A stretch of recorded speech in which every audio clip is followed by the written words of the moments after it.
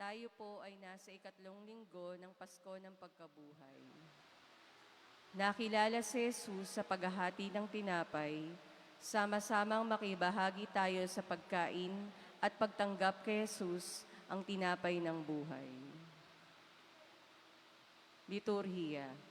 Isa sa tawag sa pagdiriwang ng Eukaristiya at paghahati ng tinapay. Ang kilos na ito ay tanda ng pagkakakilanlan ng Panginoong muling nabuhay. Turo ng simbahan. Ang pagkain kapag ginagawa natin ito ng sama-sama, kaisa ng ating pamilya at kaibigan, ay nagiging pagpapahayag ng pag-ibig at ugnayan. Ang pagsasalong Eukaristiko ay naging tanda ng sambayanang Kristiyano, ang pagkain na magkakasama ng katawan ni Kristo, ang simbahan, ang ubod ng buhay Kristiyano.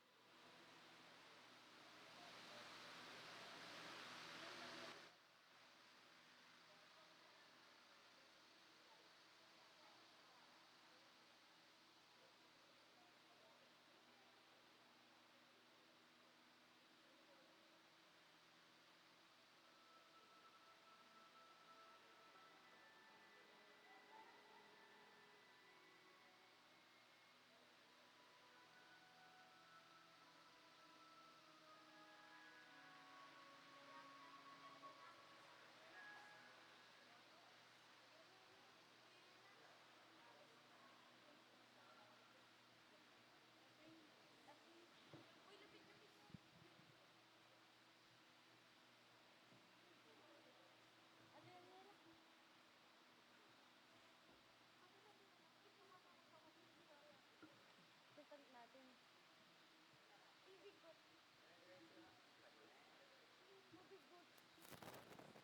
Magsitayo po ang lahat at makiisa sa pambungad na awit.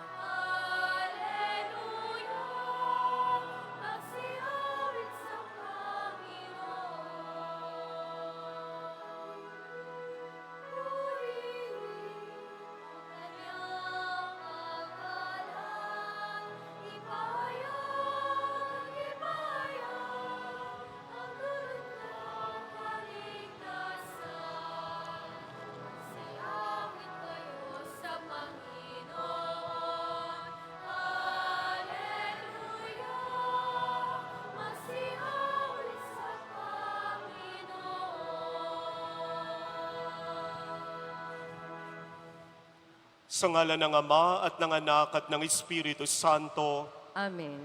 ang pagpapala ng ating Panginoong Hesukristo, ang pag-ibig ng Diyos Ama, at ang pakikipagkaisa ng Espiritu Santo, naway sumainyong lahat.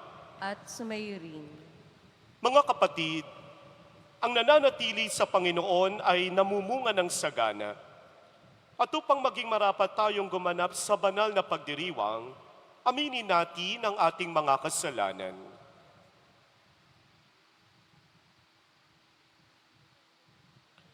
Inaamin ko sa makapangyarihang Diyos At sa inyo, mga kapatid, na lubha akong nagkasala sa isip, sa salita, sa gawa, at sa aking pagkukulang. Kaya isinasamo ko sa mahal na Birheng Maria, sa lahat ng mga anghel at mga banal, at sa inyo, mga kapatid, na ako'y panalangin sa Panginoong ating Diyos. Kaawaan tayo ng makapangyarihang Diyos, patawarin tayo sa ating mga kasalanan, at patnubayan tayo sa buhay na walang hanggan. Amen.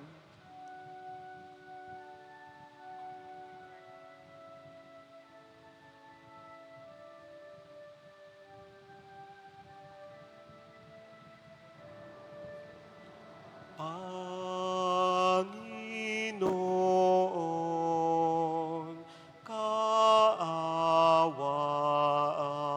mo kami.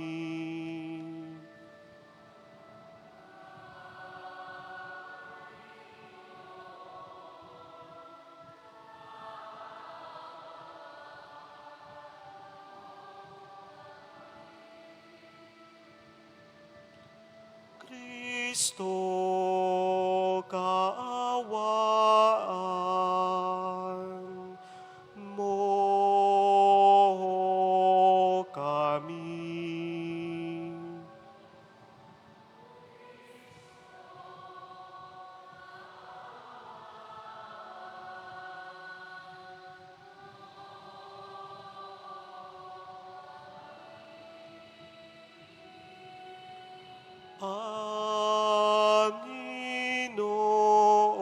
Panginoon, kaawaan mo kami.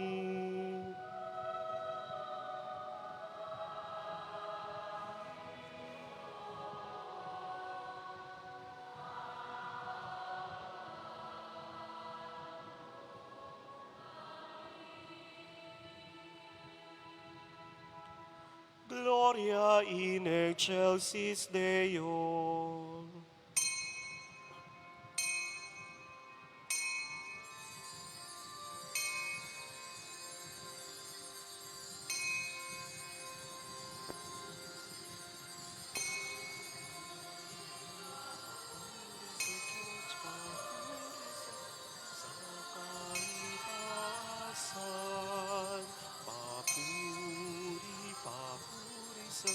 Papuri sa Diyos sa kaitaasan, at sa lupa'y kapayapaan sa mga tao may nangangulugan niya. Pinupuri ka namin, dinarangal ka namin, sinasamba ka namin,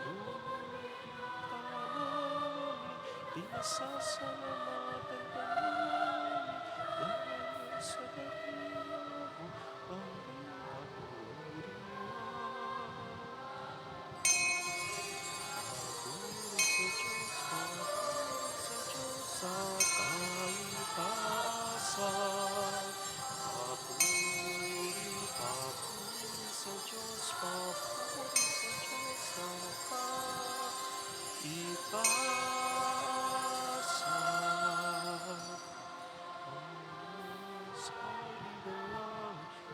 Samang makapangyarihan sa Panginoon Jesucristo. Panginoon Diyos ko, Diyos,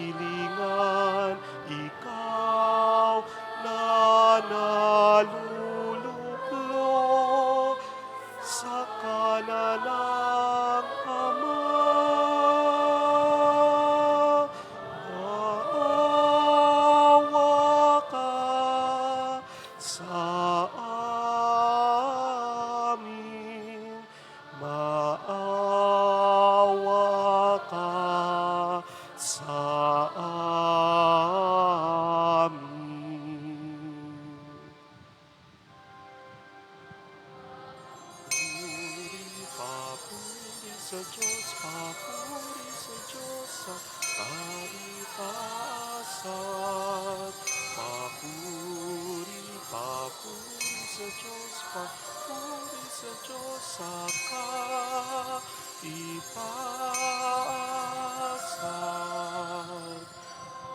Ikaw lamang ang banal.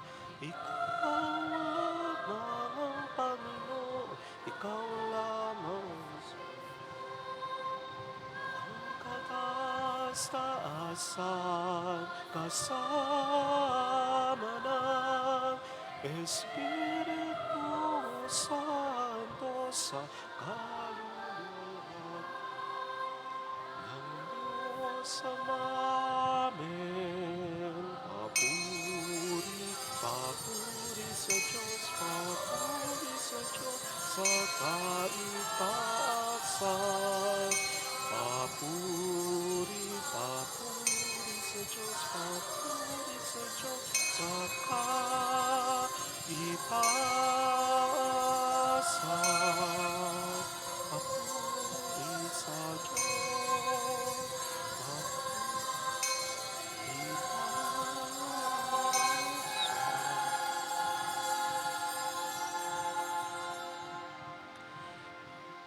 Manalangin tayo.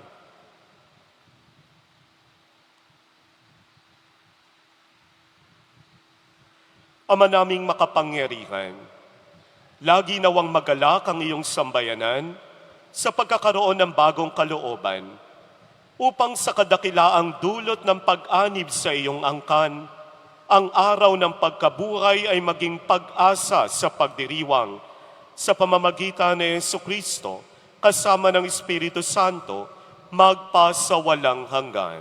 Amen. Sa unang pagbasa, ipinangangaral ni Apostol San Pedro ang pagsisisi at pagbabalik loob upang pawiin ng Diyos ang mga kasalanan.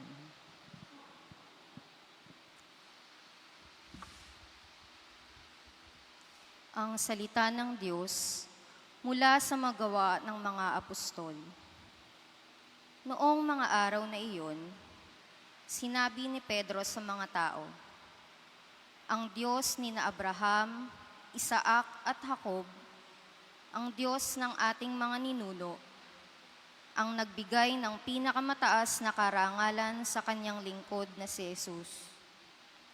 Ngunit siya'y ibinigay ninyo sa makapangyarihan at itinakwil sa harapan ni Pilato, gayong ipinasya na nitong palayain siya.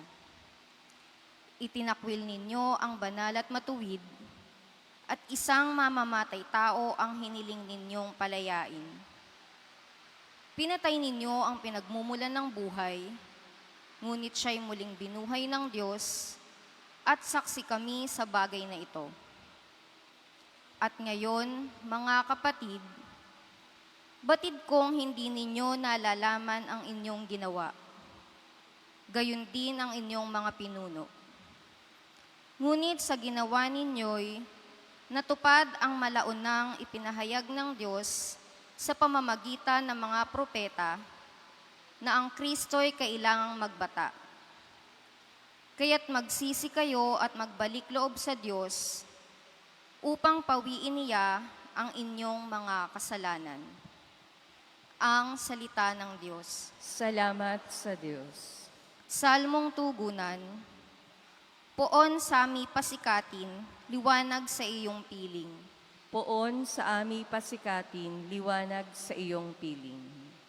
Sagutin mo ako sa aking pagtawag, Panginoong Diyos na aking kalasag.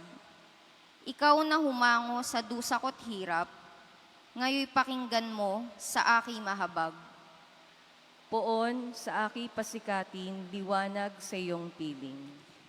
Dapat mapagkuro ninyo at malaman na mahal ng poon akong kanyang hirang.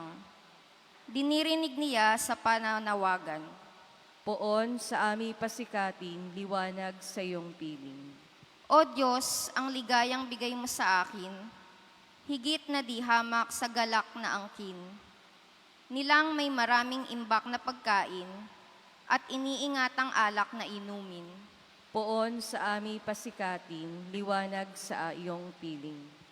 Sa aking paghimlay, ako'y mapayapa pagkat ikaw poon ang nangangalaga. Poon sa ami pasikatin, liwanag sa iyong piling. Sa ikalawang pagbasa, itinuturo ni Apostol San Juan na si Kristo ang handog para sa ikapagpapatawad ng ating mga kasalanan.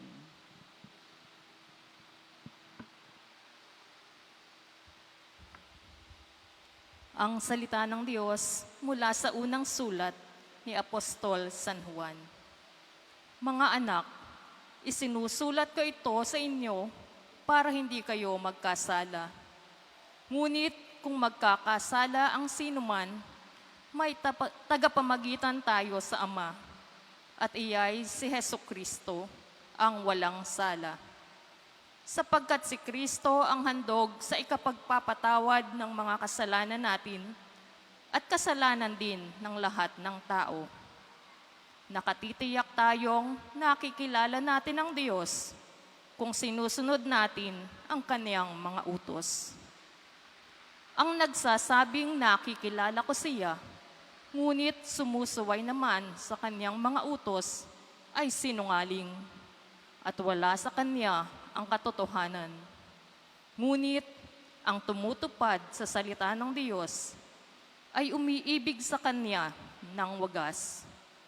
Ganito natin nalalamang tayo'y nasa Kanya. Ang salita ng Diyos. Salamat sa Diyos.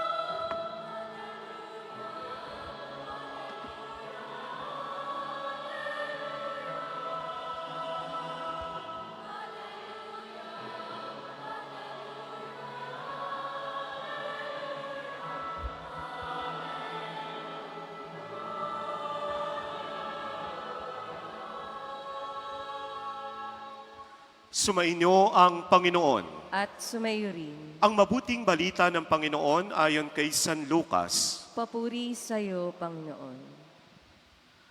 Noong panahong iyon, samantalang pinag-uusapan ng mga alagad kung paanong nakilala si Jesus sa paghahati-hati ng tinapay, si Jesus ay tumayo sa gitna nila. Sumainyo ang kapayapaan, sabi niya sa kanila. Ngunit nagulat sila at natakot, sapagkat akala nila'y multo ang nasa harapan nila. Kaya't sinabi ni Jesus sa kanila, "Ano't kayo'y nagugulumihanan? Bakit nag-aalinlangan pa kayo?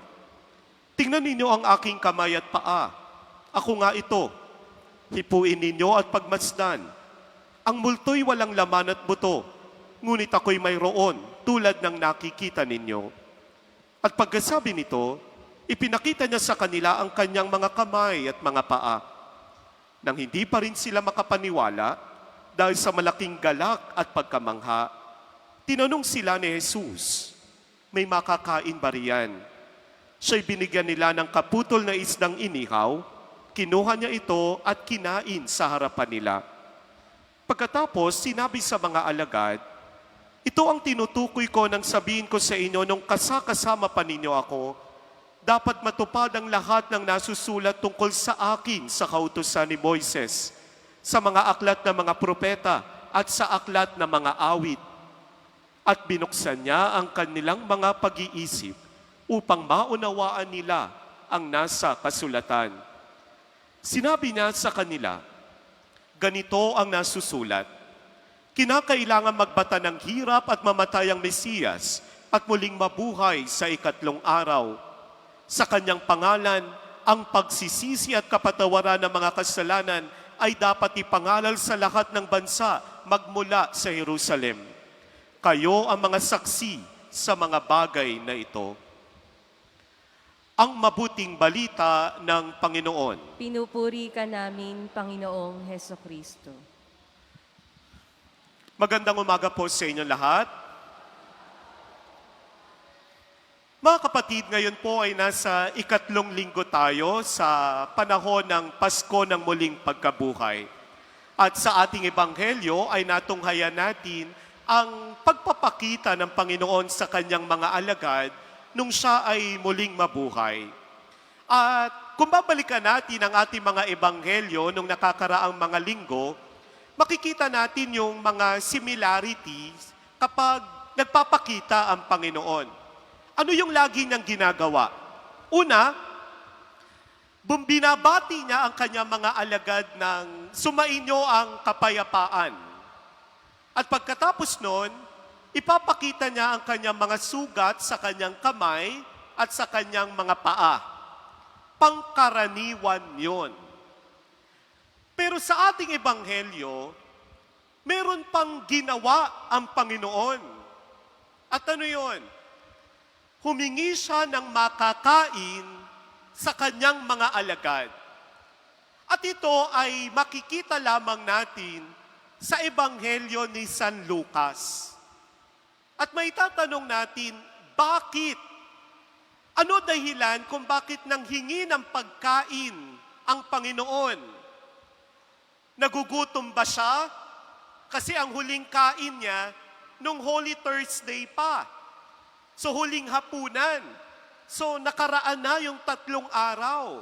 Maaaring gutom na ang Panginoon. Kaya naghanap siya ng makakain. Ganun ba yon? Hindi. At iyan yung magandang tuklasin natin. Ano yung ibig sabihin ng paghingi niya ng pagkain sa kanyang mga alagad? May dalawang dahilan. Una, ito ay upang patunayan na talagang siya ay muling nabuhay. Bakit?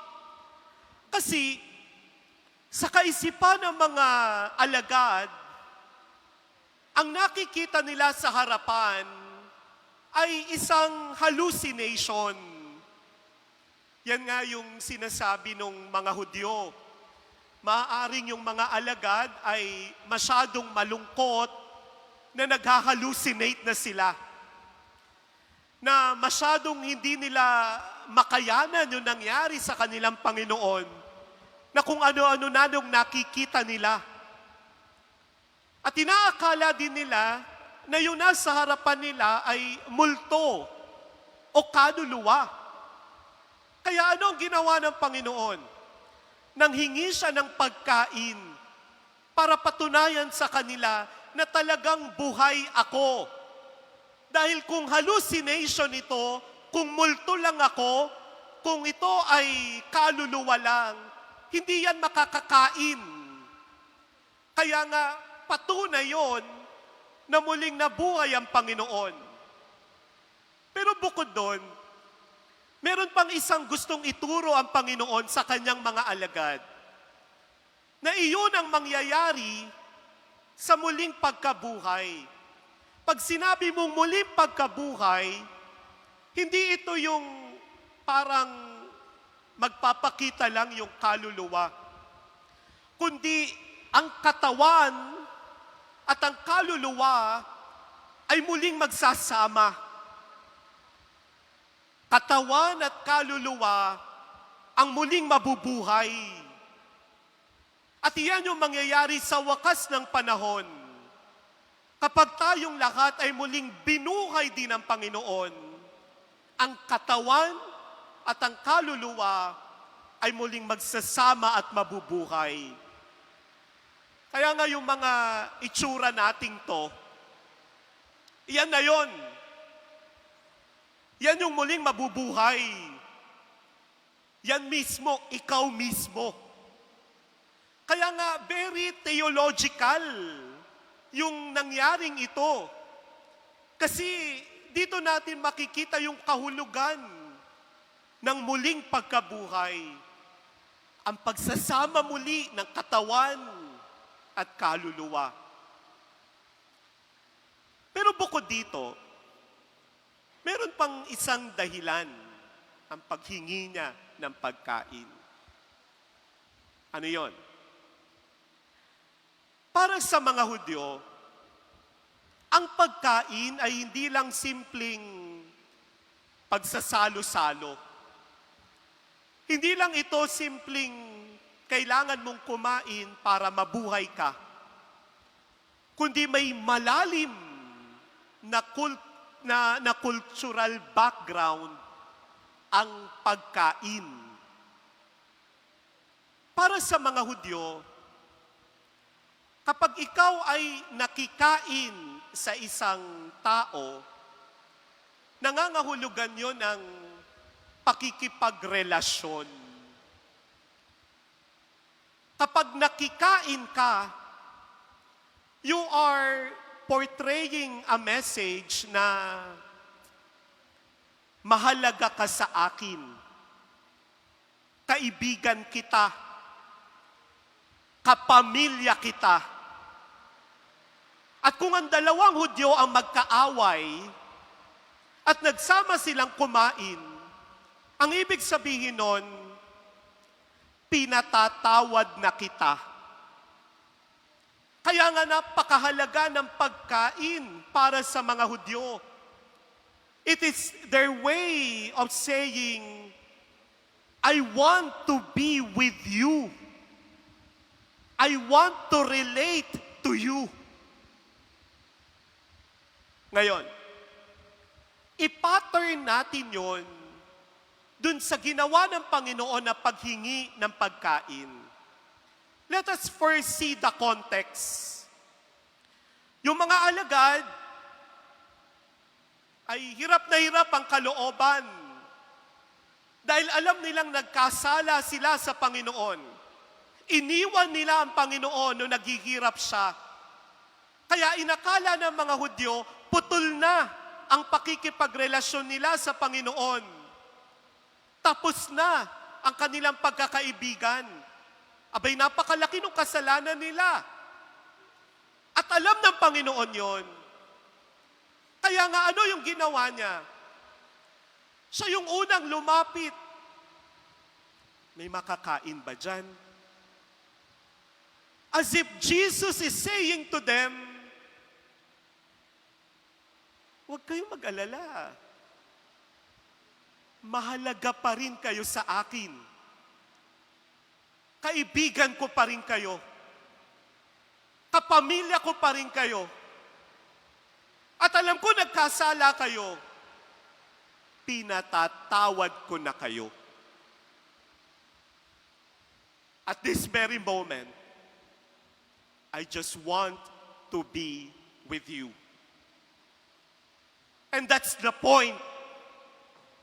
Hindi ito yung paghingi lang ng pagkain, kundi ito yung pagbabalik ng pakikipagrelasyon niya sa kanyang mga alagad kahit na napakarami nilang nagawa. Pero meron pang isang magandang kahulugan nito. Kung babalikan ninyo yung mga resurrection accounts sa lahat ng ebanghelyo, never nyong makikita na humingi ng tawad yung mga alagad. Napansin nyo ba yon? Wala. Kahit si Pedro na pinuno ng mga alagad, never niyang sinabi, pasensya na po, iniwan po namin kayo. Pasensya na po, ikaw ay hindi ko pinagtanggol. Wala. Pero no ginawa ng Panginoon? Siya yung unang lumapit. See how beautiful it was.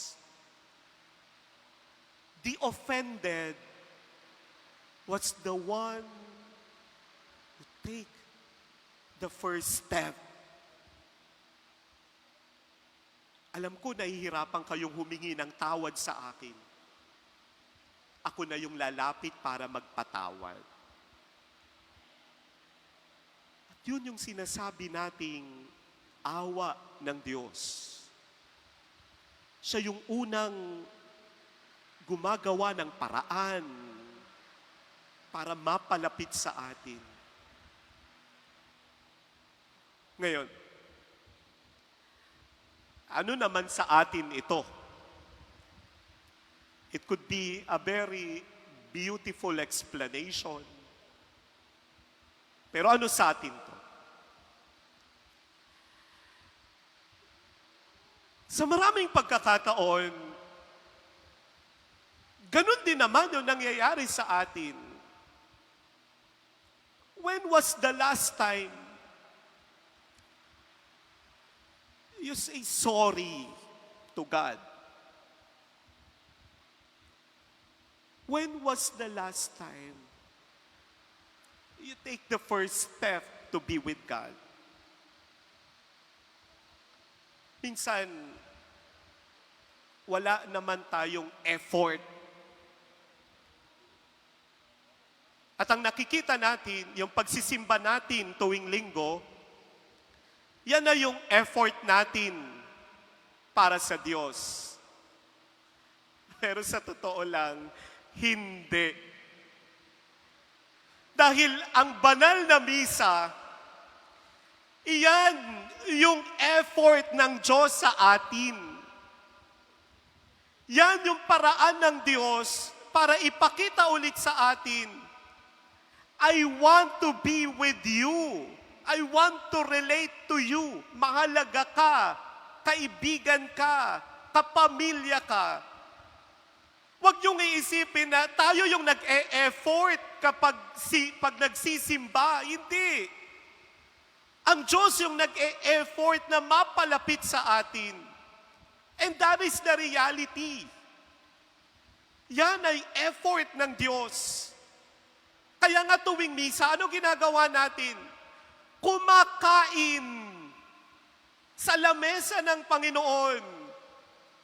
At siya yung nagbibigay ng makakain natin para lang sabihin sa atin, I just want to be with you. Bakit magkakaroon ba tayo ng misa kung walang magko-consecrate? Meron ba kayong makakain na katawan at dugo ng Panginoon kung walang misa? And that's the point. Effort ng Diyos ito. Hindi natin effort to. Ito yung pamamaraan ng Diyos para patuloy na mapalapit sa atin. Kaya nga iyon yung gusto ko lang na maunawaan ninyo. Tapos na ako. Yun lang. To appreciate the Holy Mass. Dahil dito, araw-araw, linggo-linggo, yung makita natin na nag-e-effort ang Diyos para sa atin. And the least that we could do is actually to pay attention to His presence. Kaya nga, kapag linggo, pag nagsisimba ka, wag lang naman sana yung basta nakapagsimba ka. Sana makita mo rin kung gaanong nag-e-effort ang Diyos para sa iyo. Bakit? Kasi mahalaga ka. God simply wants to be with you. At this very moment, sana makita mo lang siya.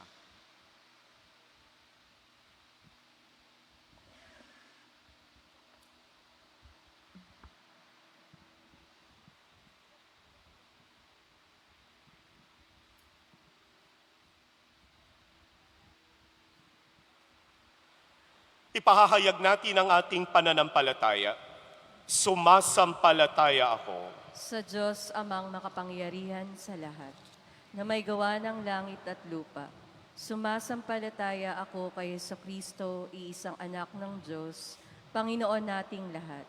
Nagkatawang tao siya lalang ng Espiritu Santo, ipinanganak ng Santa Mariang Birhen, pinagpakasakit ni Poncio Pilato, Ipinako sa krus na matay nilibing.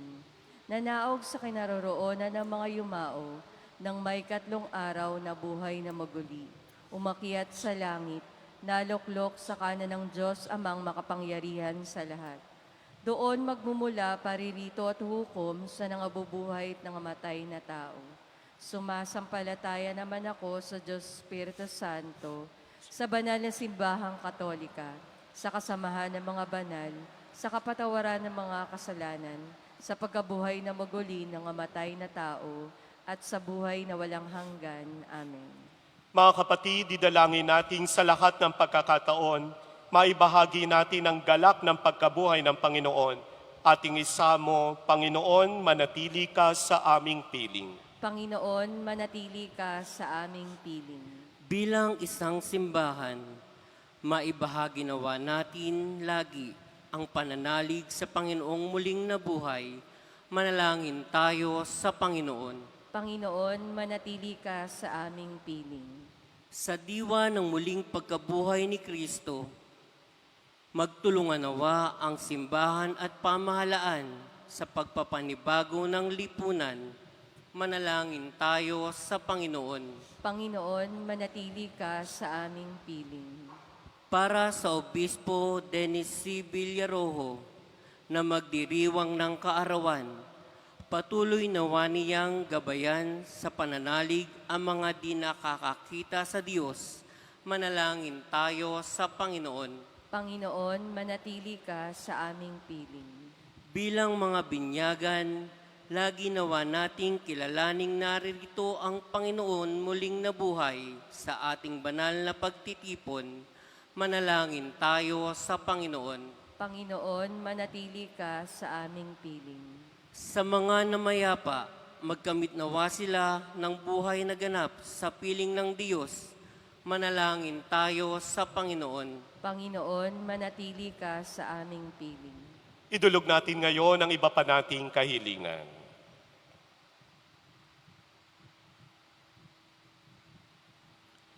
Amang maawain, tanggapin mo ang aming panalangin. Bigyan mo kami ng paninging mulat at kumikilala na ang iyong anak ay lagi naming kasama sa pamamagitan din niyang aming Panginoon magpasawalang hanggan. Amen.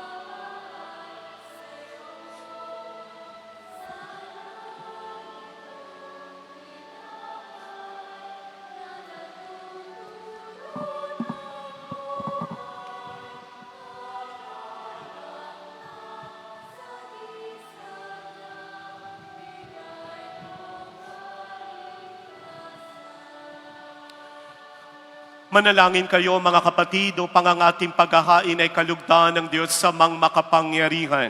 Tanggapin nawa ng Panginoon itong paghahain sa iyong mga kamay, sa kapurihan niya at karangalan sa ating kapakinabangan at sa buong sambayanan niyang banal.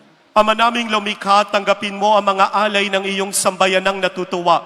Ang pagkabuhay ng iyong anak ay niloob mong aming ikatuwa ngayon, ay papagbungahin mo ng galak na mananatili sa amin habang panahon. Sa pamamagitan niya, kasama ng Espiritu Santo, magpasawalang hanggan. Amen. Sumainyo ang Panginoon. At sumayo rin. Itaas sa Diyos ang inyong puso at diwa. Itinaas na namin sa Panginoon. Pasalamatan natin ang Panginoong ating Diyos. Marapat na siya ay pasalamatan. Ama naming makapangyarihan, tunay ngang marapat na ikaw ay aming pasalamatan. Ngayong ipinagdiriwang ang paghahain na Mesiyas, ang maamong tupa na tumubos sa aming lahat. Naghahaing walang humpay ang anak mong minamahal upang magkasalo-salo ang tanan sa piging ng iyong buhay. Hindi na mamamatay ang inihain sa krus. Ang sa krus ipinakoy buhay lagi bilang handog. Kaya kaisa ng mga anghel na nagsisiawit ng papuri sa iyo nang walang humpay sa kalangitan, kami nagbubunyi sa iyong kadakilaan.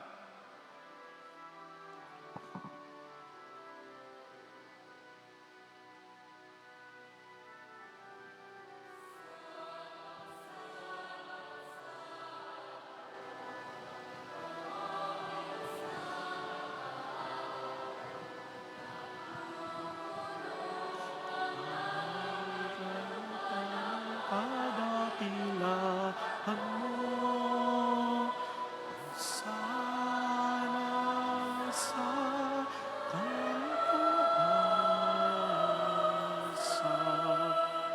pinapalang na paririto sa ngalan ng Panginoon.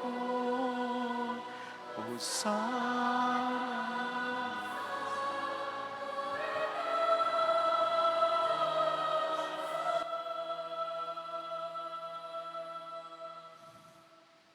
Ama naming banal, ikaw ang bukal ng tanang kabanalan.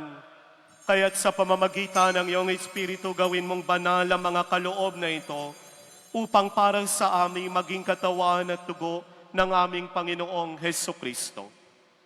Bago niya pinagtiis ang kusang loob na maging handog, hinawakan niya ang tinapay, pinasalamatan kanya, pinaghati-hati niya yon, iniabot sa kanya mga alagad at sinabi, tanggapin ninyong lahat ito at kanin. Ito ang aking katawan na iyahandog para sa inyo.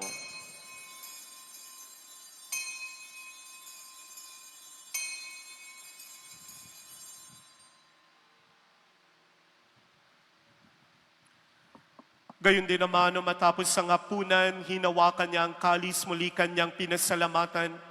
Iniabot niya ang kalis sa kanyang mga alagad at sinabi, tanggapin ninyong lahat ito at inumin. Ito ang kalis ng aking dugo, ng bago at walang hanggang tipan. Ang aking dugo na ibubuhos para sa inyo at para sa lahat, sa ikapagpapatawad ng mga kasalanan. Gawin niyo ito sa pag-alala sa akin.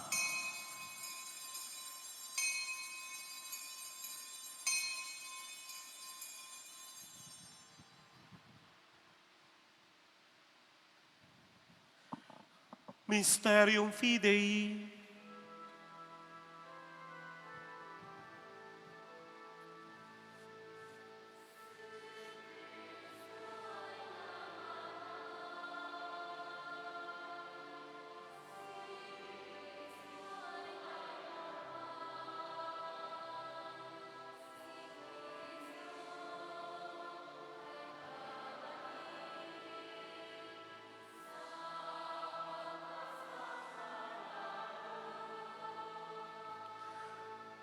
Ama, ginagawa namin ngayon ang pag-alala sa pagkamatay at muling pagkabuhay ng iyong anak.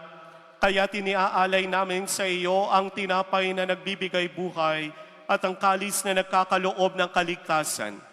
Kami nagpapasalamat dahil kami iyong minarapat na tumayo sa harap mo para maglingkod sa iyo.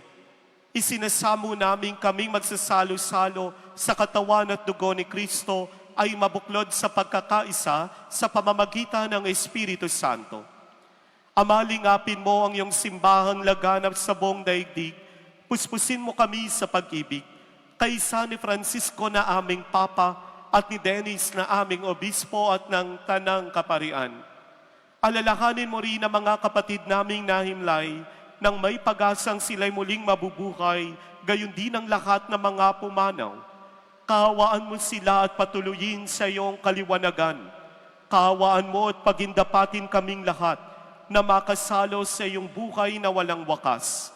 Kaysa ng mahal na Birheng Maria na Ina ng Diyos, si San Jose ang kabiyak ng kanyang puso, kaysa ng mga apostol at ng lahat ng mga banal na namuhay dito sa daigdig ng kalugod-lugod sa iyo, maipagdiwang nawa namin ang pagpupuri sa ikararangal mo sa pamamagitan ng iyong anak na aming Panginoong Heso Kristo. Sa pamamagitan ni Kristo, kasama niya at sa Kanya, ang lahat ng parangal at papuri ay sa iyo, Diyos samang makapangyarihan, kasama ng Espiritu Santo, magpasawalang hanggan.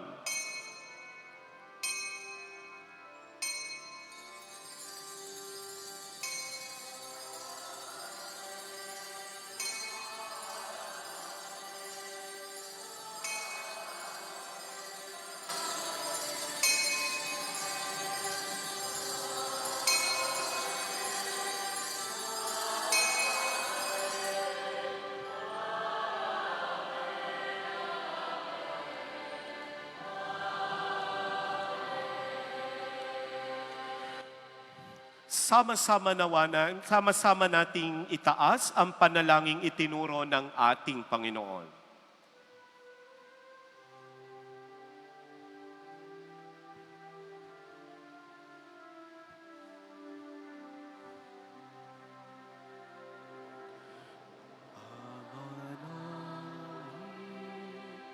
Sumasalangit ka sa langit.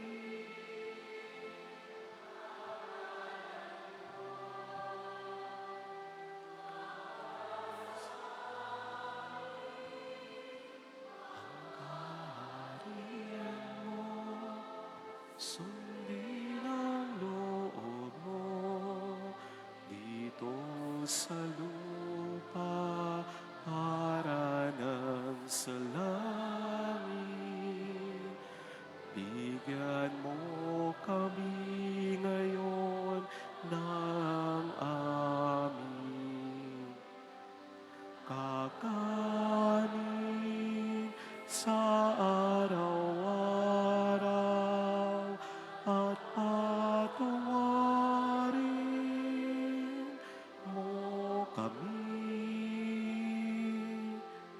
sa aming mga sala para ng pagpapatawad namin sa nagkakasala sa amin, at huwag mo kaming ipahintulot sa tukso, at yagyan mo kami sa lahat ng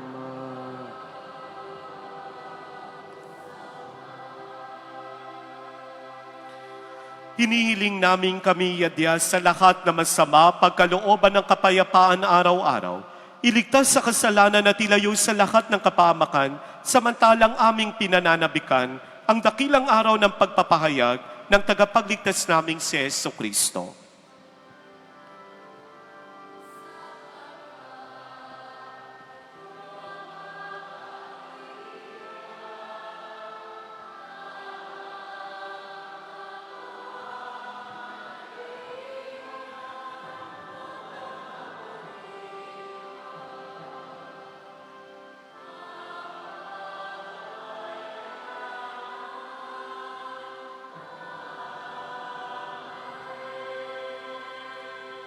Panginoong Jesucristo, sinabi mo sa iyong mga apostol, kapayapaan ang iniiwan ko sa inyo, ang aking kapayapaan ang ibinibigay ko sa inyo. Tunghayan mong aming pananampalataya at wag ang aming pagkakasala. Pagkalooban mo kami ng kapayapaan at pagkakaisa ayon sa iyong kalooban, kasama ng Espiritu Santo, magpasawalang hanggan. Amen. Ang kapayapaan ng Panginoon ay laging sumainyo. At sumayo rin. Magbigayan kayo ng kapayapaan sa isa't isa.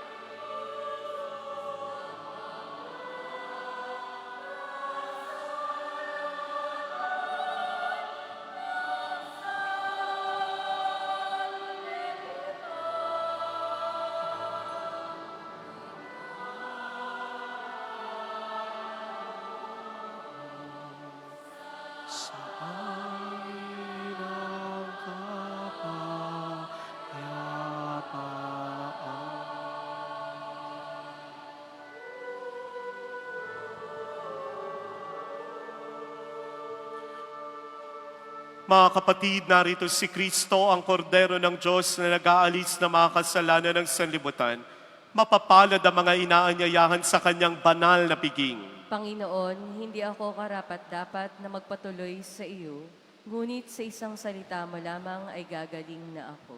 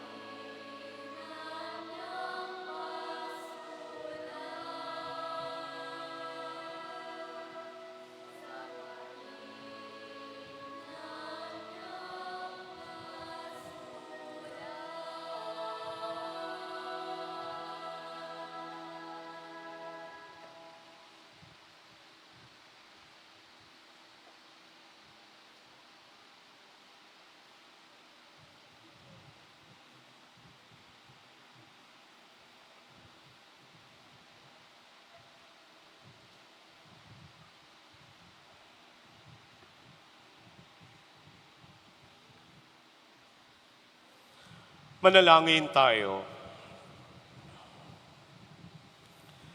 Ama naming mapagmahal, tunghayan mo at lingapin ang iyong sambayanan na minarapat mong makinabang sa piging na pangmagpakailanman. Ipagkaloob mong kami maluwalhating makarating sa pagkabuhay na magtatampok sa amin sa iyong piling.